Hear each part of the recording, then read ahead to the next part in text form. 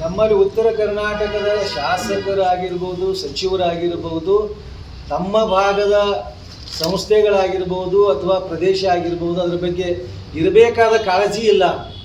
ಇರಬೇಕಾದ ಕಾಳಜಿ ಇರದ ಕಾರಣಕ್ಕಾಗಿ ನಾವು ಈ ಇದನ್ನ ಅನವ್ಯತೆಯನ್ನು ಅನುಭವಿಸುವಂಗಾಗಿದೆ. ಕಾರ್ಯಕ್ರಮವನ್ನು ಮಾಡ್ತಾ ಬಂದ್ವಿ.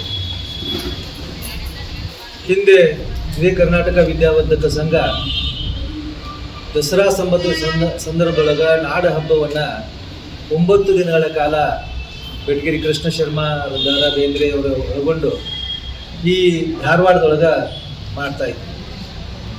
ಅದಾದ ನಂತರ ನಾಡ ಹಬ್ಬ ಅಂದರೆ ನವೆಂಬರ್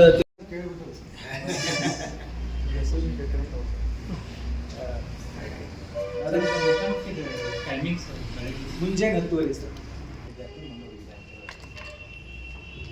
ಈ ಸಾಧಕರ ಸನ್ಮಾನಿಗೆ ಏನಪ್ಪ ನಗದು ಪ್ರೋತ್ಸಾಹ ಯಾವುದು ಸಾಧಕರ ಸನ್ಮಾನದಲ್ಲ, ಸಂಘ ಸನ್ಮಾನ ಮಾಡ್ತದಂದ್ರೆ ಅದಕ್ಕೊಂದು ಪದ್ಮಶ್ರೀ ಪದ್ಮಭೂಷಣ ಕೊಡ್ತಾರಲ್ಲ. ನನಗೆ ದೊಡ್ಡವ್ರದ್ದು ಲಿಸ್ಟ್ ಸಿಕ್ಕಿಲ್ಲ ಸರ್. ನನಗೆ ದೊಡ್ಡವ್ರ ಲಿಸ್ಟ್ ಸಿಕ್ಕಿಲ್ಲ ಸರ್. ಇಲ್ಲ ಲಿಸ್ಟ್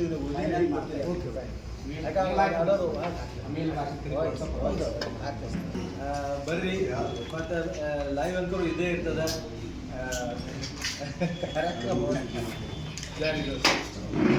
ಧನ್ಯವಾದ ಸರ್.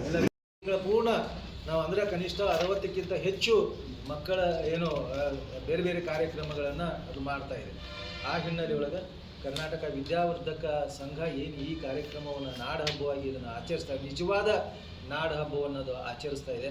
ಅದು ರಾಜ್ಯ ಮಟ್ಟಕ್ಕೆ ಅದು ಮುಟ್ಟಬೇಕಾಗಿದೆ. ಕಳೆದ ಇದರೊಳಗೆ 29 ಸಾಧಕರನ್ನು ಮಾಡಿದಾಗ ಸಹಿತ ಅದು ರಾಜ್ಯ ಇದರೊಳಗೆ ಒಂದು ಸಂಚಲನ ಮೂಡಿತು. ಬಹುತೇಕ ಯಾರೂ ಇವತ್ತಿನವರೆಗೆ ಹೀಗೆ ಮಾಡಿಲ್ಲ ಅಂತ ತಿಳ್ಕೊಂಡು ಹೇಳಿ ಅಂಥ ಒಂದು ದೊಡ್ಡ ಕಾರ್ಯವನ್ನು ಕಳೆದ ವರ್ಷ ಇದರೊಳಗೆ ಮಾಡಿದ್ದೀವಿ.